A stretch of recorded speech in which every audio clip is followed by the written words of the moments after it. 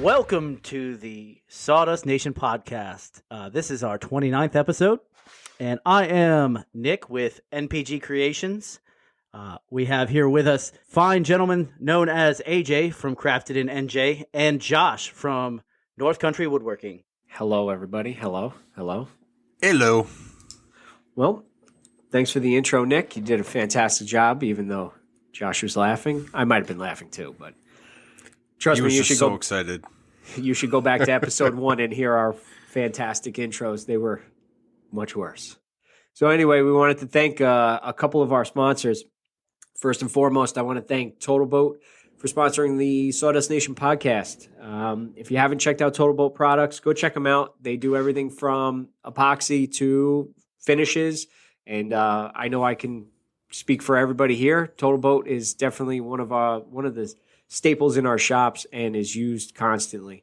I just use the Halcyon and I love that stuff. Sticker Beat is another one of our sponsors, and we want to thank them for providing the stickers that are with our Sawdust Nation podcast on it. And all I have to say is Josh has told you thousands of times, his car has them on it. They go through the snow, sleet, rain, summer. His bottle that he's showing me right now has it on there. He puts them through the dishwasher and they don't go anywhere. They're made of high-quality 3M vinyl, and they stick to pretty much anything. And the nicest part about it is they'll come off if you need them to come off and won't leave any residue behind. So a big thanks goes out to Totalboat and Sticker Beat. And Josh, I got to know, because I feel like we haven't talked in I think 3 years or so. I'm looking at my phone and I'm like, I wonder if everybody's going to make it on this podcast tonight. So I want to know what's going on in your shop, buddy. Well, as most of you guys already have realized, I've been kind of quiet on Instagram. That's only because, well, I've been trying to get some stuff done in the shop and trying to, start off this new year right. And to do that, I needed some time to really get myself together, I guess. And organization in the shop is definitely coming along. I've built the drawers. I got shelves up. I'm able to clean up much, much faster because everything literally has a place for it. So it's just, it made it really nice. It's made it really easy. And because of that, I can start finishing projects faster. I'm not searching around for certain things. Yep. And that's going to be a progression thing throughout the year, but, I definitely hit some strides and I'm continuing down that path. This last week, I went ahead and finished the Glowforge table that will now house the Glowforge that we have. Before, we just had a regular table underneath, and being a woodworker, I'm looking at it and I'm like, that's not going to happen. So I went ahead and just I took some scrap that I had in the shop and glued them up and threw some hairpin legs on them, and it looks pretty good. I went down AJ's path with some of his flags and actually burnt the top. And what I initially did is I charred the entire thing. It was black. I went ahead and I sanded everything down basically to, so it was pine, so white. Yep. And I went ahead and did it again. And when you do that, in my experience, it just makes this really nice, brown. And that's what I got. So I went and I finished it with some Halcyon. It's the first time I actually sprayed it. And nice. It went out pretty smooth. I did cut it a little bit with water because it is a water-based product. And I tell you, it was the first time I used gloss. And I did, I think, 3 coats, both sides. And it's really nice. I'm not a big fan of anything gloss, but with that table and having the underneath being burnt, it just pops. Now, when I'm doing this false floor for a buddy of mine, and I'm using the Halcyon for good coating so that it's going to be in the back of a trunk. So I want to make sure that it's going to be able to be in the weather, the humidity, and I was reading the back of I almost said bottle, but the little pouch that it comes in, and it says to use, if you're going to use gloss, do a few coats of gloss, and then as a top coat, you want to use satin. And I wanted to know if you had done that And also, I do have a question after that about your thinning process for the spray, because I tried spraying it and it didn't work out for me. So I'm really curious on the ratio that you used. But did you ever hear about the satin as being a top coat? I have heard of it before, and usually, so okay, let me backtrack a little bit. So, when I've heard of it, in the content I've heard of it was they were trying for a satin appearance anyway. So they did a couple coats of gloss and then 2 coats of satin to get that that look. I did read the back too, and I saw that it did want me to go satin, but I didn't have another container to put it and spray it. So it's for myself. It was the first time I was spraying it. And to lead into basically the answer for your next question of how I cut it in the ratio, I just went to the hose and I put a little bit in. I didn't ratio and proportion it. I just put enough in to make it look like almost like the polyacrylic I spray. Okay. It wasn't much. It was just a dab, if you will. Okay. And yeah, it was just enough so I know that it would be able to spray out fine. I did a test spray on my my platform, and it started coming out just fine. I did push up the amount just a little bit because when I sprayed it where I sprayed my polyacrylic, it wasn't coming out at the same speed. But once I pushed it up a little bit, it was fine. And it sprayed beautifully. It dried like you would brush it on, actually just a tad bit faster because, you know, you're a lighter layer there. But I was very happy with the outcome of it. I mean, like, it turned out great. It dried quickly, and I know it has the protection of the Halcyon from Totalboat, so it's going to last me a lifetime. That's good. Like I said, when I sprayed it that one time, it was just a little too thick for the Wagner sprayer that I have. So I never thinned any of my, polyacrylic. I've never thinned paint before and sprayed it. So I was very curious because they say use like maximum 20%. So I was like, okay, 20%, but like, is it like, how would you ratio that? I need measurements, 2 ounces, 1 ounce, Yeah. But I like your idea of just make it like the polyacrylic. Cause I know that sprays really well. So next time I do it, I'm going to have to start spraying it because I like the spray and I don't have any issues with, spraying all my clears. And that was the only one that I couldn't get right. And it was like, I wish I could have. And the only thing I can say on the satin is I did a full flag with, I think 3 or 4 coats. And the last coat you saw was kind of getting a little milky. And that's what they were saying would happen. As the more satin coats you put on, the milkier it would get. And that's why they tell you to do a couple of coats of the gloss and then a few of the satin, because then you don't have such a deep satin. Yeah. You're exactly right. I ran into that when I did the Lodge sign because I did about 4 coats too. And as I was getting toward the 3rd and 4th coat, it was getting a little bit milkier. But, it's an outdoor sign. You're going to see it from far away. You're not going to be looking at it too close. It's going to be hanging pretty high. And it's the North Country winters. And I'm glad I put 4 coats on there. It's going to last. Somebody grabs a ladder and goes up there and... Hey, good on them if they do. I mean, congrats, inspect my work, give me feedback. I'm all about it. Right? But, it's a good time to experiment with spraying it because it's for myself. I can see how it holds up. It's on a table where nothing's going to move because I built it so there's about 2 inches around the entire Glowforge. Nice. And, so it's not going to be going anywhere. It's not going to be moved unless I PCS or have to move for any reason. I finished up the spice rack and noodle board, and that was actually picked up today. The due date was the 10th, but I ran into, weather. I basically stained it and I let it dry overnight, and I say dry with quotes because when I woke up and started handling it, I looked at my hands and it started turning brown because of the stain.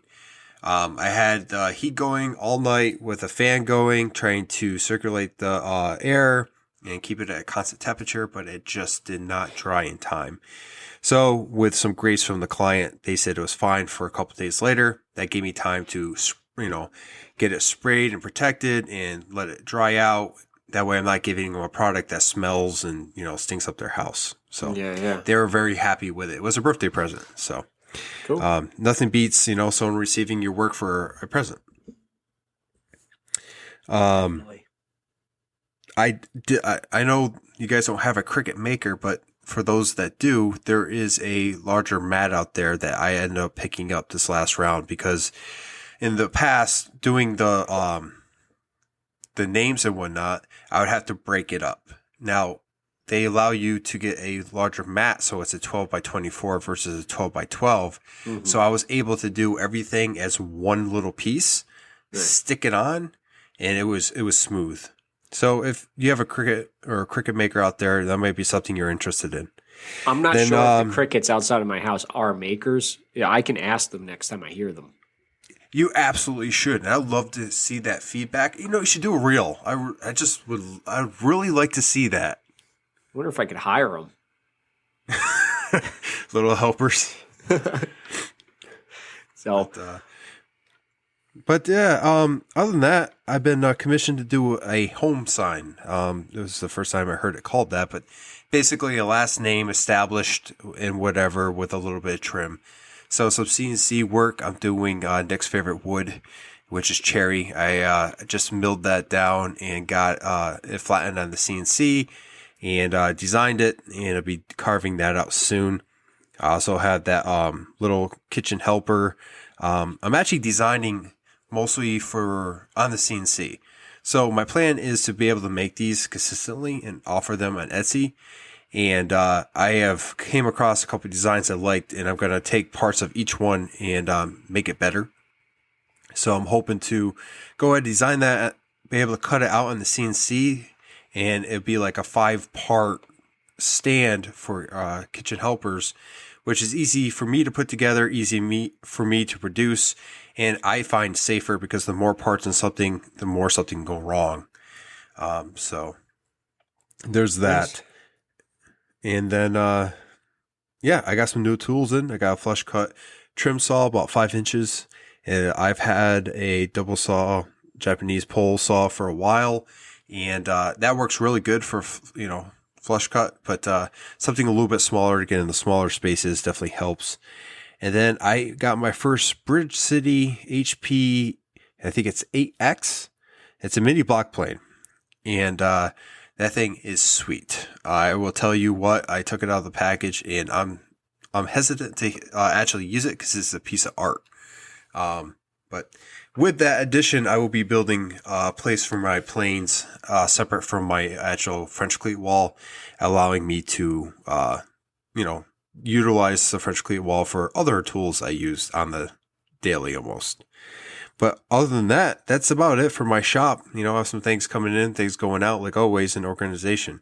But Nick, man, you always have something going in your shop. What do you got? Glad you asked. I have quite a bit going on right now. So as most of you know, I'm about to move here in probably about 6 weeks. So 6 or 8 weeks in between there. So I have to really be conscious of the orders I'm taking and not let too many orders flow in. I'm at a point now where I'm good still, but if things start coming in like a surge, I'm going to have to start turning away work, unfortunately. I have a lot of flags, the normal CNC flags that I do.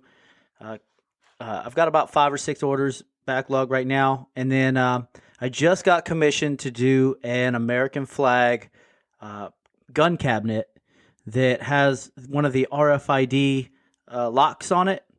And the customer was adamant about having hardwoods. So I'm super stoked. I'm going to make this thing about 3 feet wide. I think the dimensions were like 19 point something inches tall. I can't remember exactly, but it's going to be made out of walnut as your union, and your red stripes, and the white stripes are going to be curly maple along with inlaid curly maple stars. Now that's going to be beautiful, man. So I have to, I'm stoked. I rarely get these type of orders because, normally people don't want to pay that much money for that kind of material. But I'm ready to go. I just got some of the parts in today for the hardware, and this weekend I'm going full force on it. But Nice. yeah, the cabinet's going to hold a few pistols and a rifle. So I'm going to do a French cleat on the back and make sure it's sturdy enough to I don't want to put those little sawtooth wall hangers on there and have that thing rip out of the wall. So, Yeah. But other than that, I got a couple new tools as well. I think you just blew AJ's mind with the French cleat. Yeah, because I was toying around. I'm sorry to interrupt, Nick, but No, go ahead. I just did that wavy flag, and the customer wanted to hold like hooks on it to hold an AR. And when I was toying around the idea, I'm like, the picture hangers that I got, I don't trust them, to hang up, especially putting a rifle on it. The flags are one thing. But then I was like, okay, how am I going to mount this to the wall and make sure it's secure enough? And so I put two larger eyelets on the back, like the picture hangers, and so that they can space it out and use, either go into a stud or something like that. But I didn't even think about the French cleat. You're going to go with a wood cleat or a metal? No, a wood French cleat on the rear. So anytime I do a larger project, the weight, regardless of not if it has a weapon on it or not, the weight of that item is usually too much for your normal wall anchors. Now, unless you obviously put it into the stud, but still, you still have to risk the vibration. If something vibrates or somebody bumps it or knocks it, it's going to come out. That French cleat is probably the safest, most sturdy way of doing it. Mounting a large item to the wall, you find, obviously you guys know, you find the studs and you run those screws through the back part of the French cleat, like the spike facing outward and up, and you can have multiple points depending on how big it is. What studs are 18 inches apart usually? 16. In 16, a perfect world, they are 16. Yes. Yeah, in a perfect world. In this house, it's like 16, 17, maybe 14. Who knows? So if you run that French cleat along the back of whatever item you're building all the way across, say it's like 3 feet long, you're going to at least hit two studs no matter what. Yeah. You got two studs right here. That's a good one. I was waiting. And it's easier to mount because you're not trying to fiddle with you're obviously just trying to make that back part of that French cleat square on the wall instead of doing the entire flag or trying to line up two independent screws for holes on the back of an item. Now that being said, I like to hide the French cleat and make it flush with the wall. So anytime I do that, I usually have a frame around it. So the frame hides the back part of the French cleat. And in addition, I always put a spacer at the bottom as well. So whatever isn't pushing against doesn't flap back and forth. But yeah, now what's up?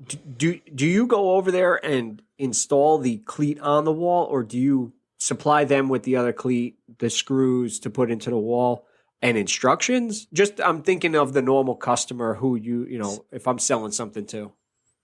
Yeah, so I've had that issue before when customers are like, "What's this?" And I'm like, "It's a French cleat. You have to mount this facing up and out, and this one is attached to the piece facing down and away, so it just slides on." Yeah. So I got into the habit of just writing on the piece that mounts to the wall.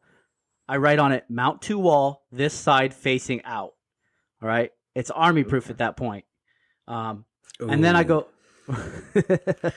Kumo went. Oh, he's Marines. Never mind. Yeah, he's Marines. Anyway, so my bad, Kumo. Sorry. Well, I mean, you got to look at the Army says this side towards enemy, like on their claymores, right? So, but for my just to throw that out there, when I be messing with something like that, I want it idiot proof, no matter who's playing with it. Yeah, right. Yeah, that's true. But anyway, I've had people come to me and say, I don't know what this piece of wood's for, and how do you mount this thing to the wall? So anyway, that's how I make it, not, I don't know how to say it. I don't want to say idiot proof because, normal people don't. Yeah. But I do find that it's probably your safest option to mount something large under the wall, regardless of if it's drywall or not. You're just going to go right through the studs. If I didn't have flags that sometimes cupped on me a little bit more than I'd like to admit, it'd be nice because I'm guessing your boxes are nice and straight in the back. Mine have like a slight curve that I try taking out as much as I can. So, I mean, you gave me ideas in my head, and I wish I didn't give them the flag right now because it actually got delivered today because I throw a cleat on it. That's a great idea. I didn't even think about it. So, and typically my cleats are pine. They're not going to be like if the whole flag is made out of like Pine. hardwoods and all that, and the cabinet's made out of hardwoods and looks beautiful and all that, that you'll never see the cleat on the back. Pine is strong enough to hold all that weight, especially if it's 3 feet wide. So, I fully support that idea.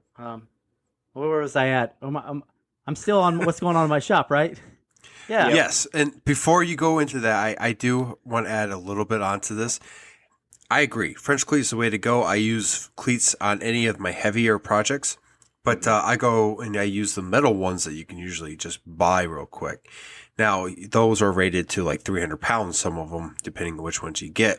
And they have multiple holes, and they come with instructions. That's one of the reasons I went with that direction is because, but I do like your idea of using pine, and it's first of all, it's probably cheaper, but I mean, the metal ones, AJ, if they are idiot proof. Like, I could throw it on.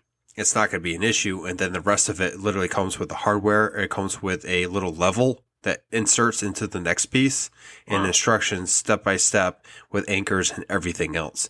So it might be something to work into your pricing or even look at. I might actually want to message the person that I sold that flag to and just let them know, like, because in my head I was thinking that they were going to probably use those ooks hangers, those little like gold ones that have the angled nail that can hold up to like 100 pounds or something like that. So that's why I put 2, thinking that they were going to use, thinking that somebody would go, oh, okay, it's heavy. Let me get something that's, heavy, not just go into the drywall with just a straight screw. So maybe I'll just tell them to try catching a stud on that one, just so it's peace of mind. Yeah, absolutely. So, AJ, you said your flags have a little bit of cuppage on the back. So on the back of any of my cabinet style items, I will have plywood, and that plywood won't cup. So if I'm building a cabinet around, that plywood is the backboard, so it will never. I don't ever have to worry about it cupping or bowing, within reason. Obviously, if it's left out in the weather, it'll do that. But that's how I get around, full hardwood in the back side of the cabinet. Then I don't have to worry about the wood shifting either, because it's always going to be straight and flat. Yeah. Okay, cool. But other than that, I have quite a few things in motion at the moment. I've ordered a full riser kit, stiffeners, new Super Z axis for my CNC machine. And rack and pinion screws to make the thing go move pinpoint movements. This way it'll replace the old belt system. I ordered that from TBD CNC. And just today, actually, I got in touch with a guy here in New Jersey who builds CNC machines for a living. And I believe the company, I think it's called Wood and Metal Customs, and they're down in southern New Jersey. But the gentleman that I spoke to is custom making me a new controller. It's going to make me something state of the art for X-Carve, obviously. And I'm going to have, my machine, once I'm done upgrading it and get all these parts on there, is going to be a monster for an X-Carve. It's going to be an X-Carve. The Nick Carve. Well, and lastly, a couple of tools that I did get in. I know I mentioned it earlier, but I got that flush cut trim bit in. It's called the Ultimate Combination Trim Bit. It's made by Whiteside, and it's model numbers UDC 9112. And that thing is a monster. There is virtually no kickback or any sort of issue on my router table, as opposed to the straight bits that we talked about last time. And then another item I received from a very good friend of mine over at Alfonsogracegoods. He made me a tool roll for my Lee Nielsen wood chisels. Nice. So I spoke with him. We custom engineered this roll for everything I wanted a roll to be. Because in my old roll, I would have my chisels falling out the top, or it was just not made exactly for what my chisels are. And the gentleman, Julian, helped me out, came and took measurements. We met up. He took measurements of my tools, and then he custom built this thing out of leather. It's beautiful. Check it out on my Instagram if you want to see it. Nice. But other than that, I don't have anything else going on in my shop at this particular moment other than sitting here talking to you gents. But how about you, AJ? What do you got going on? What's going on in your shop? Same old, flags, and I'm just getting more and more orders each and every day.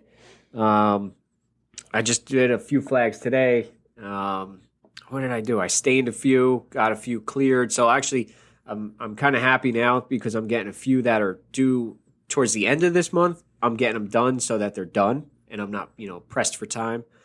So I got just flags. I got a coffee rack that I got to make, or a coffee cup rack that I got to make. It's a smaller version of the one that I made before.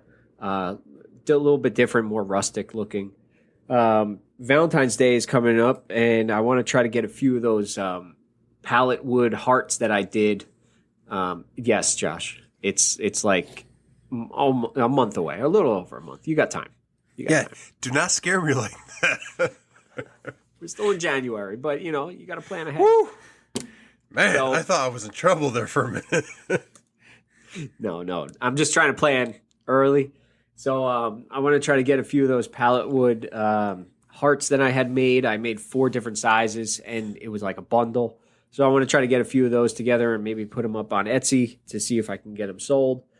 Welcome signs coming down the pipeline. I got to make that out of ash. I got to make another sign that I have to CNC.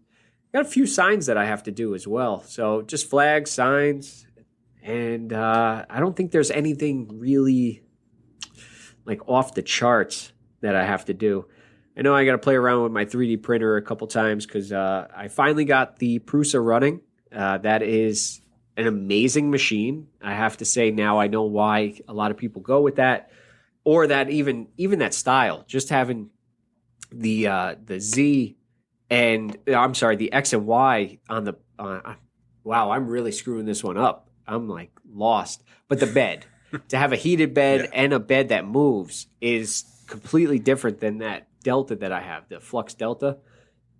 It's an awesome printer, I have to say. I screwed up a few times because I'm learning, and the filament that I was using was for the Flux Delta, so I'm guessing that it melts at a different temperature, and it didn't like the heated bed plus the higher temp at the nozzle. So, let's just say I had like 6 prints fail because it stuck for about, 20, 30 minutes, and then it broke loose. Of course, every time I turned my back, it would break loose. Every time I was looking at it, it was perfectly fine. So finally figured that out, changed the filament, no problem there. But for my shop, that's pretty much what's going on. And as you guys mentioned, new tools. I just recently became part of the Festool owners group. Josh does not approve. I'm just jealous. That's all. I approve. Congratulations. Welcome to the club. Thank you. It next is a domino, so I don't use it on anything. But I am part. I just bought the Festool CT36, I believe it is, vacuum or dust extractor as they would call it, and it has changed my sanding game tenfold because now there's no dust left behind, and paired with that Mirka, it really is a game changer, I have to say. So, I'm trying to think if there was any other tools that I had purchased just recently, but I don't believe so. Yes, Nick. So I was actually looking up because I was looking at getting another one for my shop as well. Mm-hmm. Obviously, you have like the Gucci model, but have you ever heard of the company called Fein or Fein? Yep, Fine. Yeah, Fine I heard feed. they make dust extractors that are pretty comparable to the, as far as suction goes, pretty comparable to the Festool's. Yeah. I'm not too certain about that because I've never seen one in person, but I've heard good things. Josh sent me one, and I was looking at those, but the only difference and the main reason that I went with the Festool is it has an adjustable suction. So if you do using it for sanding, you lower the suction so that it can pick up without creating like a venturi within the hose. That's what I was having an issue on my Rigid. It would just collect dust in the hose, and I'd take it off the sander, and dust would go everywhere. I literally took the Festool off and had nothing fall out. So I know it's definitely sucking it better with a lower suction. So the find that Josh sent was I think they called it even a shop vac, if I'm not mistaken, where it was just on I'll have off. to look at it again. But yeah. I mean, it's an expensive shop vac for the fine. I know. What was it? It was like think like a $350 couple or $100 bucks. something. Yeah, it Well, was like $350. Yeah, the one I was looking at was $350. Now, I've never had that problem that you said about turning the suction down. When I sand I have the Festool CT15, and that, I put it on full power, and that it sucks all the dust up. I don't have any problems with my sander, and I have a Festool sander, so it's not a Merca, but It's still. Well, I think it's just the overall design of that vacuum is made for that hose. So they, even at full blast, it's still designed for that hose. That Rigid, the hose that I was using was like their detail hose, they call it. It's like a 1 1/4 inch hose with a smaller port on the front. So you're going from this tiny port up front to this 1 1/4 hose itself, and then to a 2 1/2 inch. So there's a lot of it's definitely creating turbulence within that hose, and it's not getting all the way to the machine itself. And the other nice thing is that Festool hose is anti-static, and I kept on getting shocked while I was sanding with the Rigid. So it's definitely, and if you're getting shocked, that air is not just going through it; it's still sitting in there, creating a lot of turbulence. So I gotta say, I love the Festool hose. I don't have the I mean, I'm on the Festool hose train, but everybody says, get the anti-static. Well, the price difference is absolutely astounding between the non-anti-static and the ones that have that liner over the top. So I cheaped out and I got the basic gray Festool size hose, and I've never had any issues with getting shocked or anything like that. Knock on wood, obviously. But I don't know. What do you think? Do you think it's a gimmick or is it a fact? I was sanding with it today for quite some time, and I kept touching the hose just to make sure. I wanted to see. I wanted the hose to shock me, and it didn't. Not once. I'm literally the hose hangs from my ceiling, and this is a family show. Hose swinging from the ceiling, huh? Yes, and it's attached by a bungee cord, so it's got some spring to it. And when I had the Rigid hose hanging from the ceiling, it wasn't. Every time I went near it, because my arm would go like brush up against the hose, and it would shock me. So this one, and I have to say, with the sheath on the outside of the hose, it's even nicer because it glides along the hose glide along my project. Yeah, So, I've had problems with the ridges sticking to like the corner of my bench or my saw. So. And for those of us that don't have Festool, I can attest to the fact it does stick to the edge of your benches and whatnot. Shocks you almost every time. And then when you remove the hose and put it away, all that dust that you collected now is on the floor or just falling out of the hose as you put it away. Yep. Honestly, I hear what you're saying, but I've never had that problem. Now, the one hose that did shock me was when I hooked the hose up to my planer, because I have that big boy DeWalt planer. And You hooked up that Festool? No, I hook up I think it's a 2.5-inch hose from that came with a rigid, and that sucker, that thing will collect some charge, so you gotta be careful when you're. Especially during the winters. Oh yeah, during the winter. Yeah, when that air is nice and dry, it's like. Oh yeah. It's just a recipe for disaster. But the same thing with your planer. That's a 4-inch port, correct? I have there's a 4-inch port, and then there's a built-in 2.5, I think, or 2.5 or 3, whatever the smaller. Okay. 2.5. Yeah, so it works with both. I prefer to have the 4-inch hose on the planer. The problem with that is I don't have enough 4-inch hose to stretch it that far to my dust collector. So I just use what I got from Rigid way back when I had a Rigid shop vac. Yeah, works fine. Just don't touch it. Go near it, look at it. I have to say the and then we'll get off of this, but the Festool, I was actually the delivery guy who dropped it off. I wasn't home. I was at work, and Kim was downstairs in the basement, so she didn't hear the doorbell. So afterwards, I look on my doorbell camera and I see the guy like waiting there, and he had already left. So I watched the recording, and he's like waiting. He rang the bell twice. He knocked. He's waiting, and I'm like, is this guy just protecting the Festool? You know, maybe he knows what it is and he wants it to be delivered to somebody so it doesn't get swiped off your porch. He's like, I saw him the next day when he dropped something off, and he's like, hey, I really needed a signature for that, but I figured you wanted it, so I just left it, and I figured it would get, brought inside, after I left. So I was lucky enough that I didn't have to hunt it down. You're about to get somebody in trouble there, AJ. Yeah, I was about to say. Nah. Nobody from that company. And it came in an unmarked white box van, so I'm not really sure who the delivery people were. Well, I've got a bone to pick with one third-party logistics company because they left a Festool track saw on my front porch that was supposed to have a signature.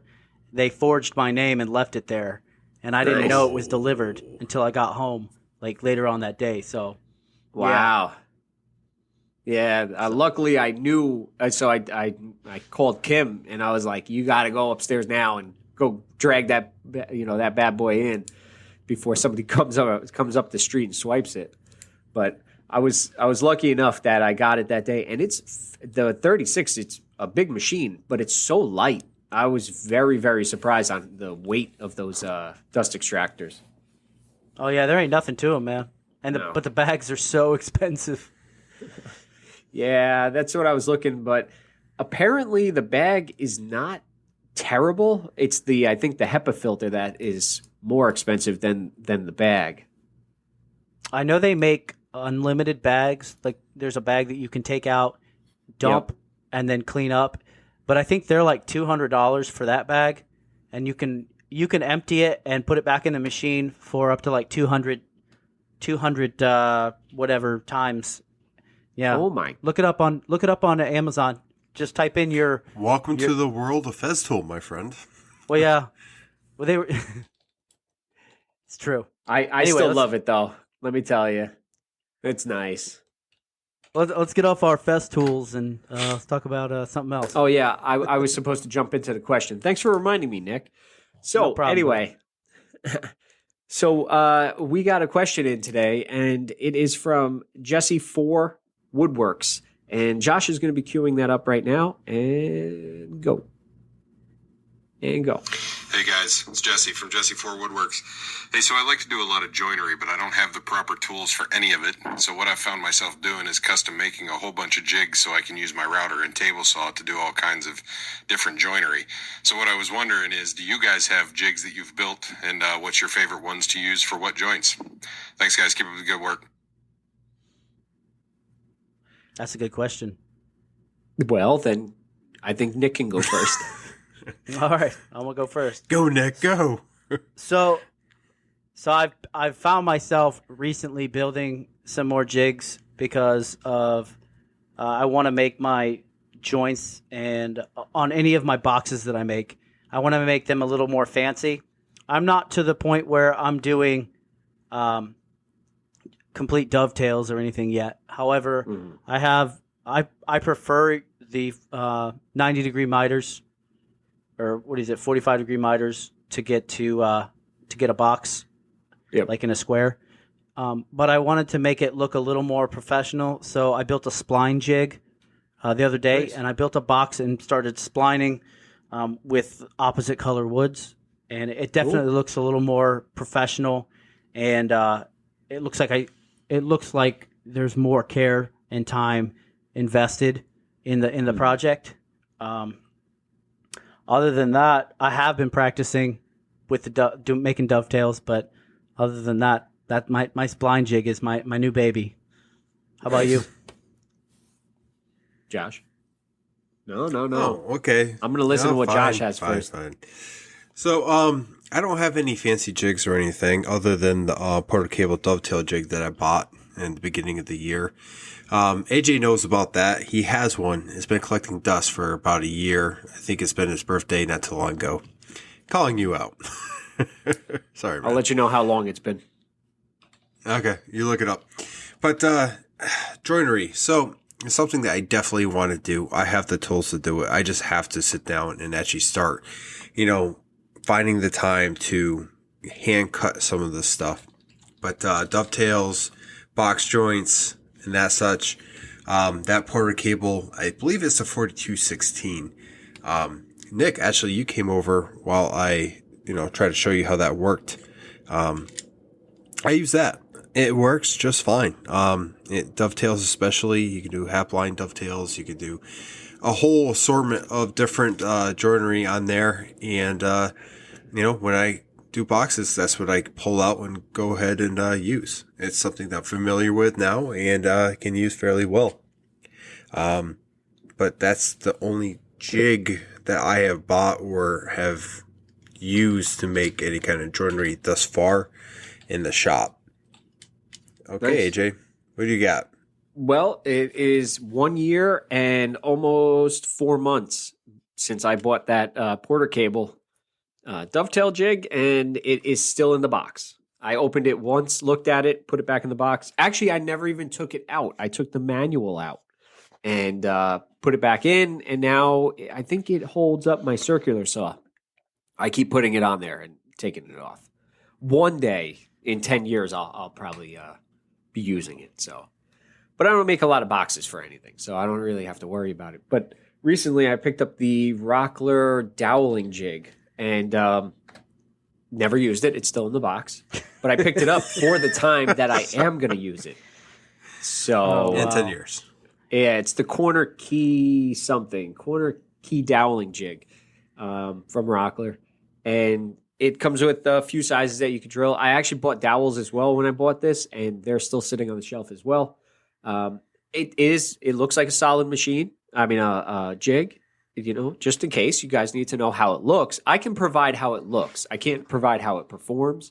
But when I was making the wedding ring box, I used a spline jig for that and made it on the fly, and it worked out really well. And the color contrast, because I did Paduke and Purple Heart in a walnut box, and it came out really, really nice.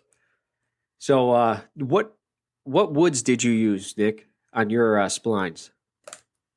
Oh, so I had the box that I built was out of not white maple. It was white oak. And then I used some leftover Purple Heart that I had already I resawed it down to I was making inlays with it beforehand, and I had some left over, so it was nice and thin. So I made sure it was the same kerf as the saw blade, like the same width, and then I just put it in there and with some glue and waited for it to dry and bandsawed the rest off and sanded. It was beautiful. So nice. There was that like beautiful purple on white oak. Yeah, that's nice.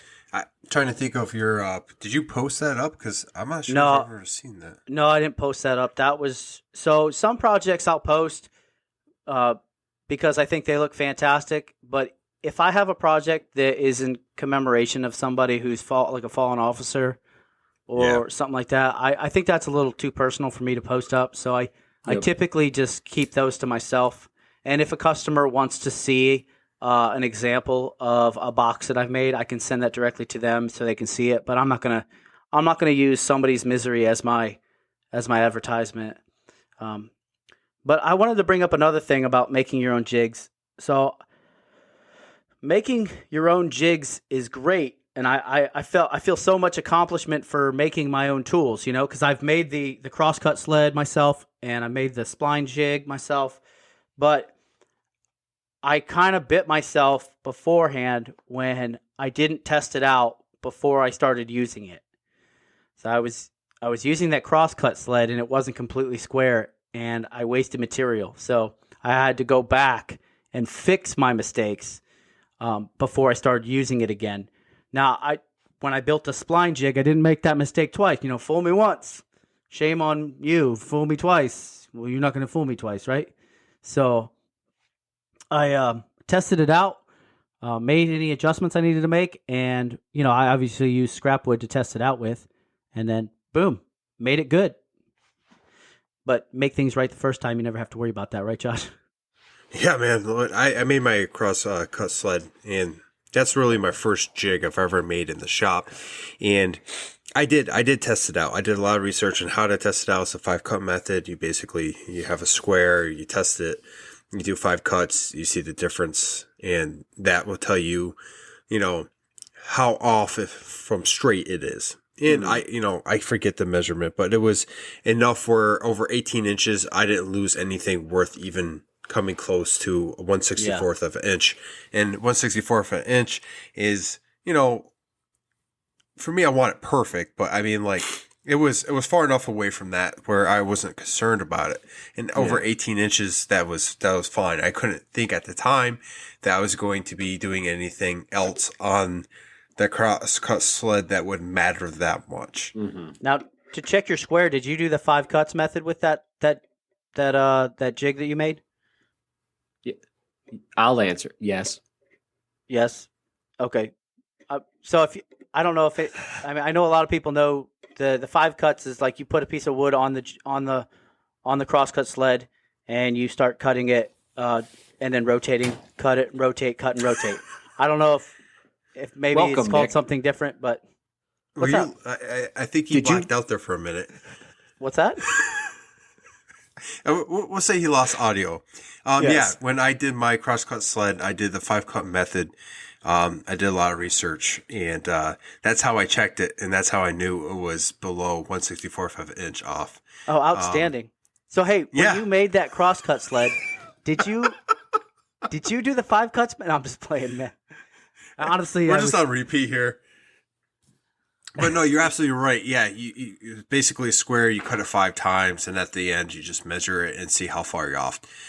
It's on YouTube like 1,000 different times, so if you get confused from one person, you can watch the same thing from another, and they'll explain it some different way that you might understand. But yeah, I did that, and honestly, I love your crosscut sled, Nick. I love how it turned out, the one you recently did.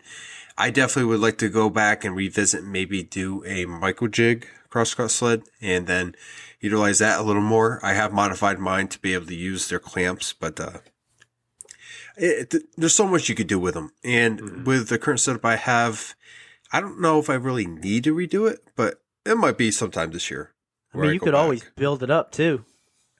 I went a little hard in the paint on mine though, because I put all the T-track in there and with the stopper, the sliding stopper, and all that, and it's a double layer 3/4 inch plywood, the cabinet grade plywood. Yeah. I used an old cutting board to fit in the miter slots, and then married that. No, I'm serious. That stuff works. It's like a plastic, the hard plastic that it just glides along those miter slots. But yeah, my wife was cooking, and I was like, "You gonna use this?" It's gone. Yeah, so, I'll make you done one with it now. I used. Honestly, go ahead, man. No. Go ahead.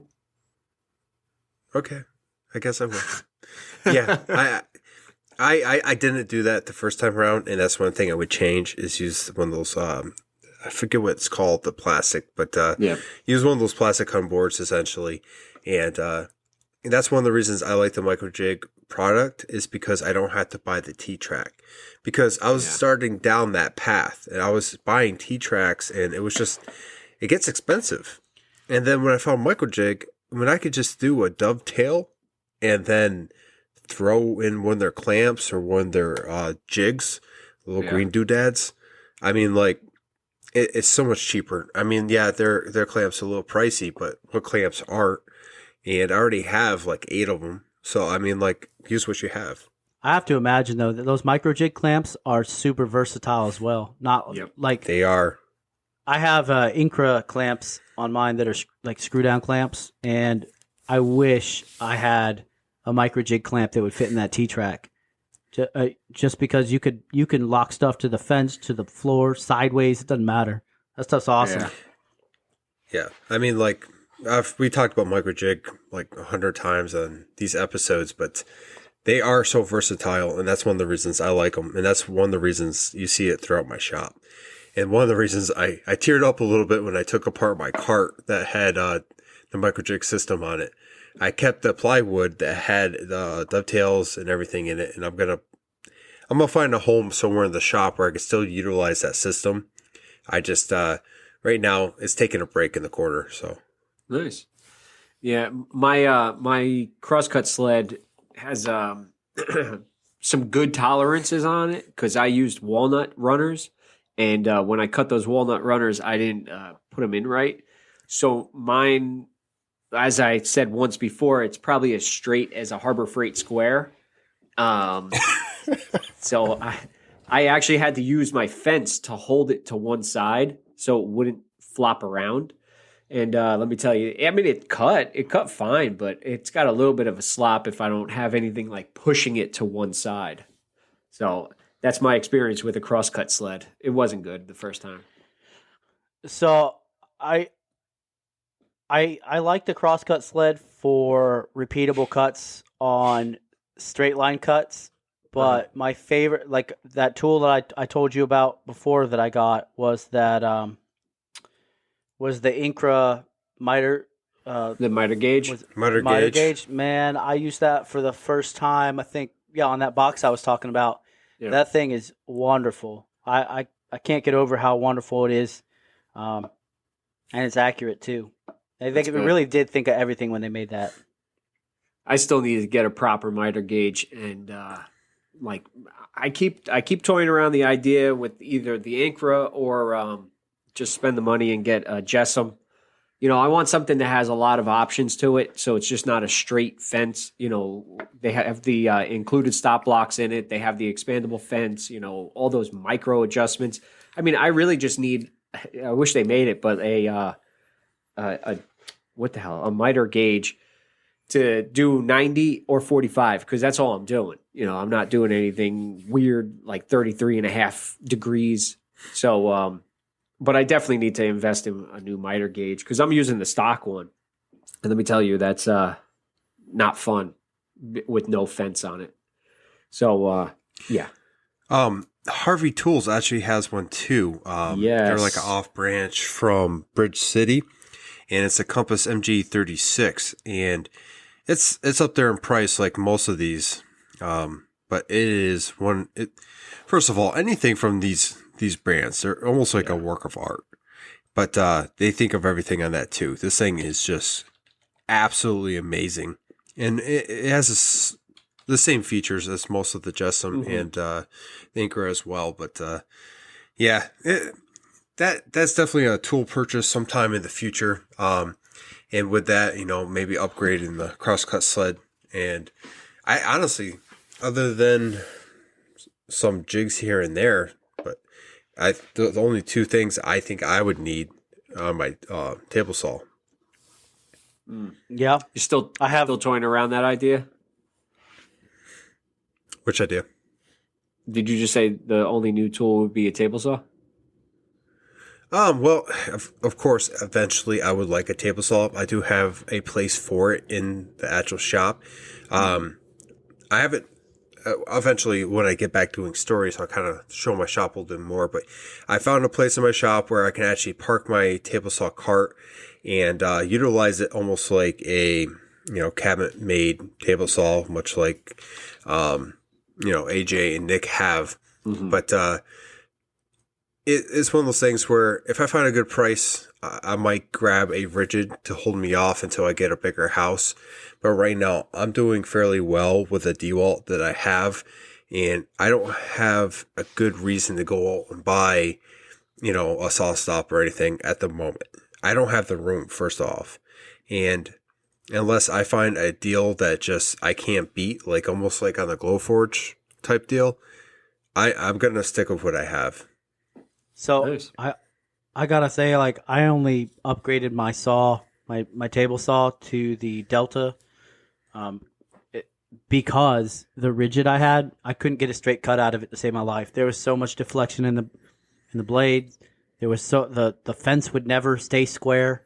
I mean, it was a contractor style saw, and I think I paid, I don't know, like a couple $100 for it at the Home Depot. But it's great. I'm assuming it's great for outdoors building houses or whatever you need to do to cut stuff. But for the accuracy I needed was not. I couldn't keep banging my head up against a wall to get a board cut straight. You're not wrong. And okay, so here we go. Table saw and woodworking. A lot of people use their table saws for almost everything. It's one of their base tools, and that's how they get their cuts. That's how they get everything. Now, mine I use for the general purpose of cutting things down and not necessarily for the last final cut. I get as close as I can with it, and then I go ahead and I, marry things up in different ways. But I know going off of my table saw, I have everything pretty much the way I need it. That there's always going to be some deflection. I don't have, the amount of power that, a bigger saw would have, which I run into almost every time I use it. Dust collection is okay. I get some dust where it needs to go. But it's one of those things where I have a table saw. It's working for me. And at the moment, I don't see I need to upgrade. And I keep looking at the marketplace. I keep looking to see these different deals. And I found a couple.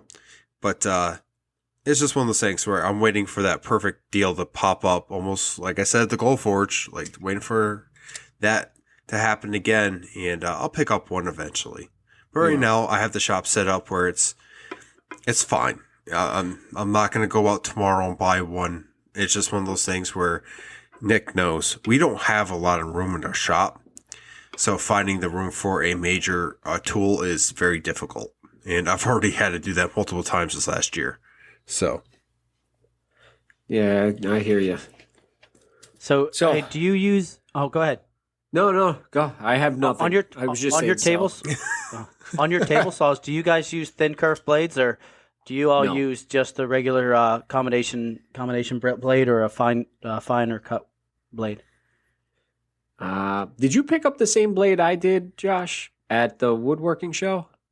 No, I don't think. I did not. I think They tried to talk me into it, but I didn't go with it. I bought I'm going to butcher the name like we did episodes before, but Freud? Freud? Freud, yeah, sir. Edit that in. So, I bought the Freud. I think it's an industrial ice-coated blade. It's 40-tooth combination. And all I have to say is they have these chunks of carbide on it that you could resharpen. I think they said up to 6 times before the blade's no good. And I clean it every once in a while when I notice that it's, not cutting. But it's a standard 1/8-inch kerf, and it cuts like butter through everything you push it through. So I try steering clear of thin kerf, just because I like the full kerf. I like the weight behind it to power through. I just wish I had a better saw, but that rigid that I got, works fine. What about you, Josh? Go ahead. I have the regular kerf. I use combination. I think it's a 40-tooth as well. It's nothing special. I bought it a while ago. I clean it every here and there. I like to upgrade the blades in the shop. That's something I will be looking at this year. Basically starting with the table saw and working my way around. Spider is something I've been looking at. there's other brands on the list as well, but I think I'm gonna start with Spyder and then see how that goes. Nick, I know you're chopping at the bit here. So what brands do you use and what are you using in your table saw or saws? So I think I was using a Diablo 60 tooth. Mine's a 10-inch table saw blade. But I cleaned it and all that. I still kept getting burn marks when I was ripping.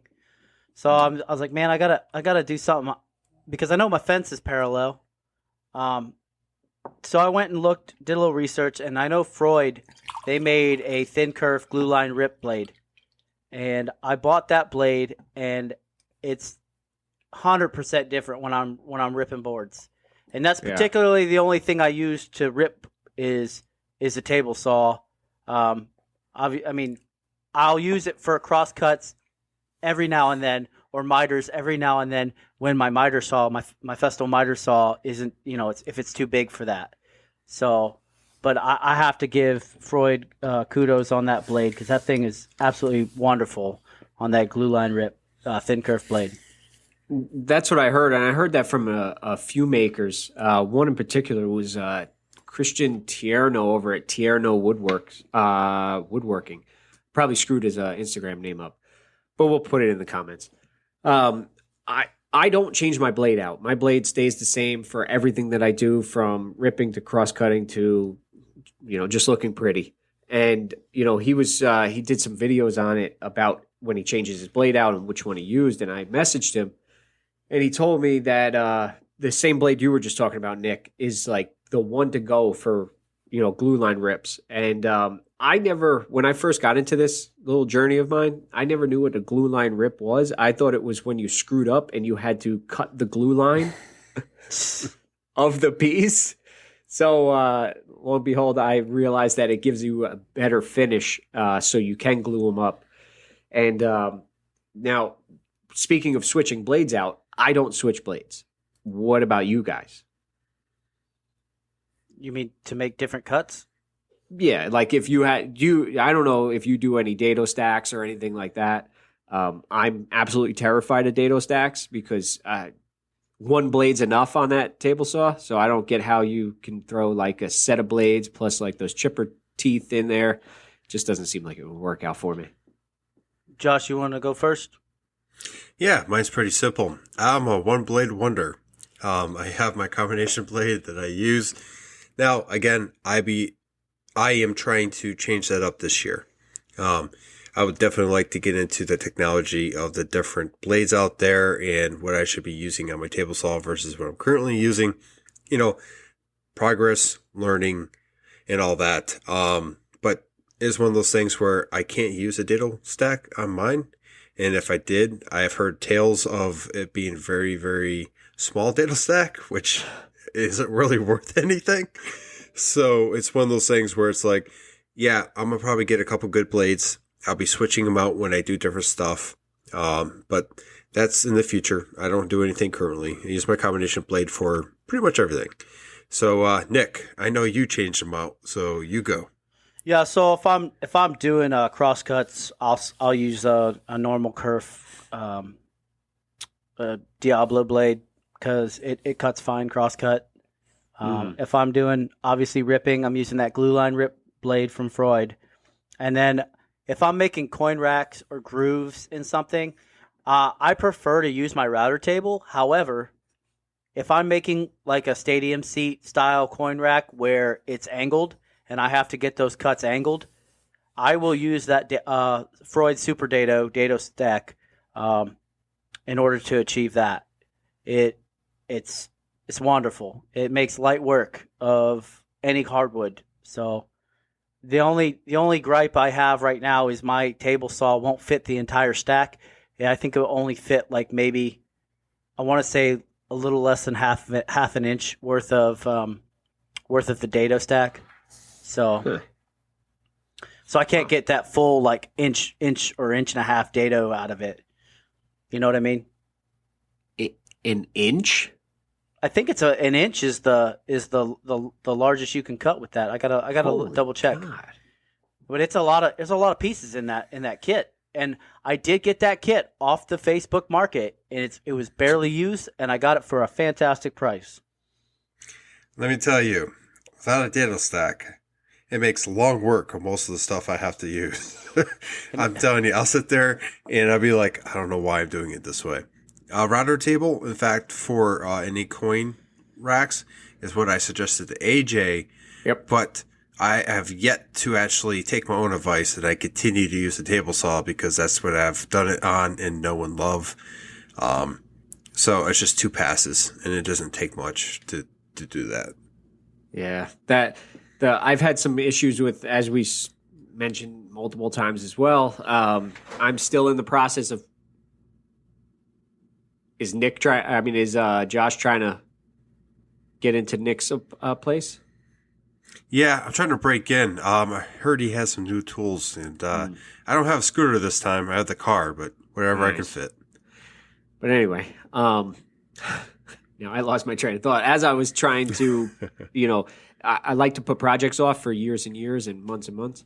So that router table is still not even started. I have the plywood, I have the insert, and that would make my life a lot easier to do those coin racks. But I did it on a little Ryobi router table, and the fence loosened up on me.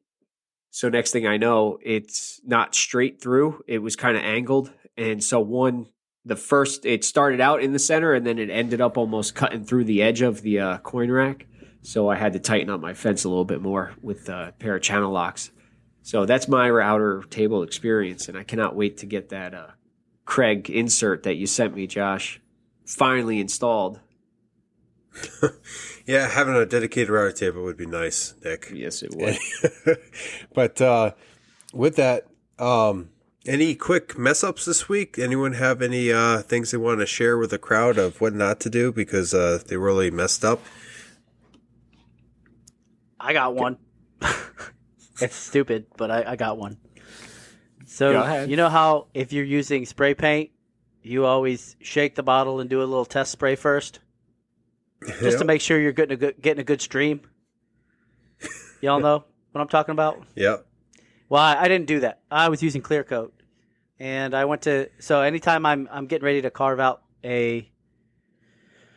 anything, I always clear coat before I paint, and then I clear coat again before I carve. So I was using this clear coat bottle. I was shaking it up, and I went to go spray, and the whole darn piece of wood got covered with like a white frost, and it was all powdery. I don't know what happened, but it's my fault for not checking it beforehand. Nice. So what I did was I flipped the wood over, got a good bottle of spray clear coat, sprayed it that way, and then once the carve was done, I went ahead and sanded the back and got all that nastiness off. But it could have been catastrophic if I was going to clear coat a finished product and that happened, Yeah, it would have been. What about you, Josh? So we did a whole safety week, and I was the start of that. And I didn't do anything too crazy, but I wasn't very safe when I'm using the table saw. So I was making a drawer for my CNC station, and I needed like less than a 1/4 inch taken off this panel. So I'm like, I'll just throw it on a table saw, I'll cut it off, right? I didn't even think about holding down the piece that I was trimming. And I got some kickback. And I was right in the line of the kickback. And I caught it pretty good. Like I felt it. I shut the table saw off. And, right there and there, I checked. The wife actually came in and was about to ask me a question. I'm like, I need a minute. I'll get back to you. Like, it's okay. It scared me. Like, it really did. Cause I've had kickback before, but I never got hit by it. A. Yeah. B, I got hit by it and it kind of, I wouldn't say a shock, but I was in shock enough to turn it off and just take a moment to be like, what just happened? How can I prevent it again? And here's the kicker. Here's the kicker in this whole thing. So I have the Microjig gripper, and Peter from Ptreesworkshop, he has these little things, so you put that on, and it's literally like 6 inches below my table saw is. So if I would have took that out and I would have set that up and used it, I would never have the issue. But I didn't because I was in a hurry. And I got that kickback, and now I have the bruise to probably wear for how long I have it. So that little story, always secure your pieces. Step to the side of your piece. Don't step right behind it. Something that I've done this entire time, except for this one time. Yep. And that's all it takes. God forbid that it was a sharp or, caught me in a very sensitive area. It would have been a lot more damage. Just saying, be safe out there. Don't do what I did. And, I hope to God I don't do it again. I might sound like a little girl for this, but I refuse to use a table saw without a gripper.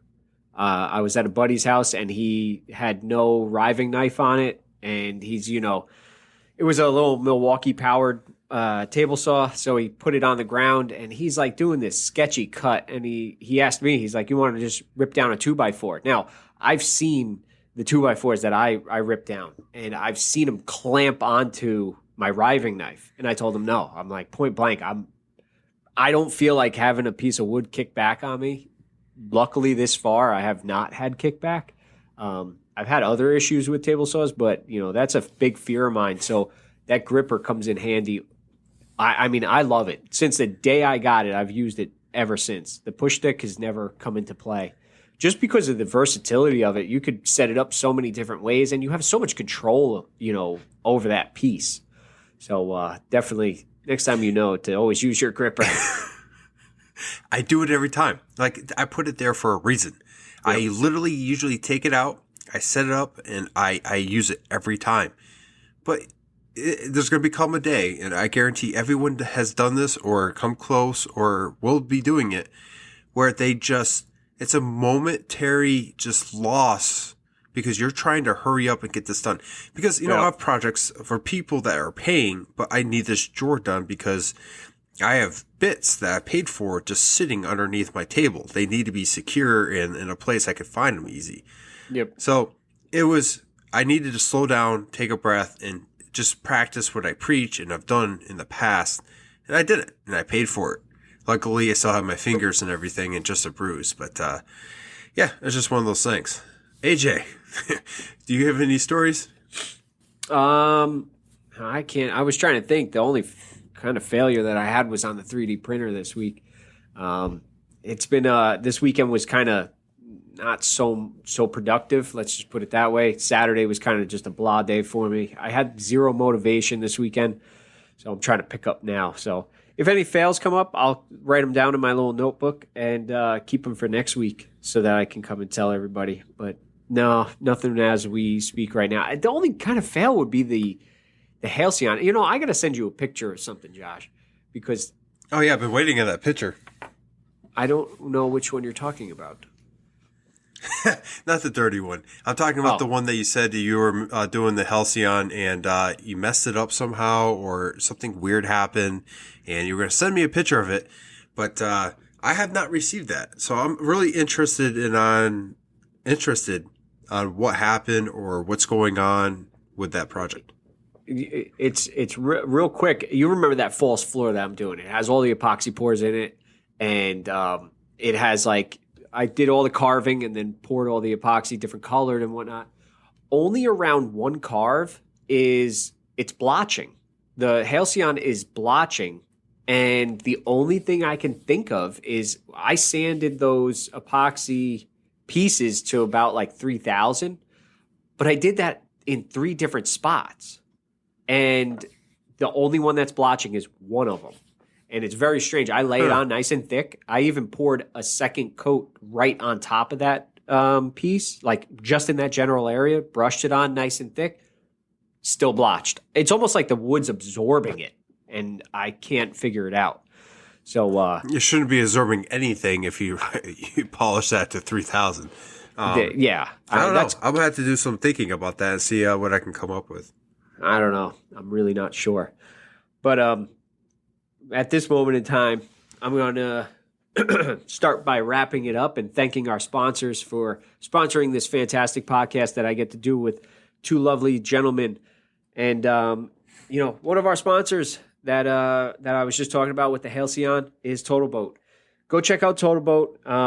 They have a lot of great products, like I said, from doing epoxy pours to finishing a tabletop, bar top, protecting everything that needs to be out in the elements. They are marine based, so their products are going to stand up to the harsh environments of an ocean. They can definitely stand up to the harsh environments of New Jersey or anywhere around the country. So go check out Totalboat. And then also we want to thank StickerBeat for sponsoring the podcast. And head over to StickerBeat for all your sticker needs. They have a lot more than just stickers. And Josh laughs at me every single time. But they also have packing tape that I still have to get on board with that. But anyway, if you need stickers, decals, any kind of logo-based, go hit up StickerBeat. Use Sawdust Nation, no space, in the promo code, and you will receive 20% off your entire order. They are 3M vinyl. They stick to anything, and they also release nice and easily, just in case you have to take it back off, and they do not leave any residue behind. So once again, thank you, Totalboat, and thank you, StickerBeat, for sponsoring the Sawdust Nation. And Nick. Thanks, AJ. And if you want to get a hold of us here at the Sawdust Nation podcast, you can go ahead and send us your DMs or voice messages to our Instagram at Sawdust Nation Podcast. Or if you're more of an email type person, hit us up at sawdustnationpodcast@gmail.com. If you're trying to get a hold of AJ, you can hit him up on his Instagram at Crafted in New Jersey. That's Crafted in NJ. If you want to get a hold of Josh, hit him up at North Country Woodworking. So that's at North Country Woodworking. And myself, Nick, if you want to get a hold of me, hit me up on at NPG Creations. Josh, over to you. Ladies and gentlemen, thank you for joining us for another episode of Sawdust Nation Podcast. We enjoy doing these podcasts and, telling you about our journeys and what we're learning and the stupid stuff we do in our shops. Be safe. And if you have any tips or feedback for us, you could always hit us up at the contact info that Nick already said. I got my cat up here. She's wanting to talk. Forgive me.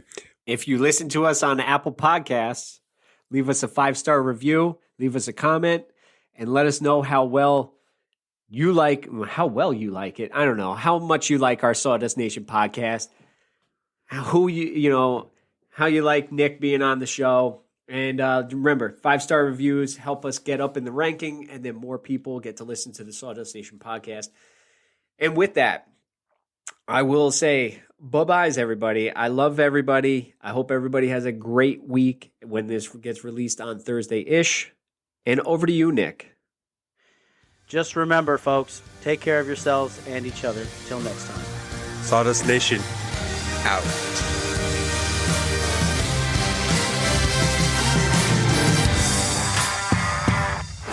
Always use a gripper, unlike Josh. I use the gripper on my hose, my Festool hose, my Did you get shocked hose. by your hose? By my 4-inch hose, yes. That's a big shock. And a small hose. I'll tell you what, the first time I got shocked, I didn't know. Shocked. I had no idea. When I first started doing all this stuff with a planer, I had no idea that you could get shocked. But then I was like, all that air running through there, all that material, creating static electricity. Just, it was shocking. Knock on wood, my 4-inch hose on my dust collector has not shocked me yet.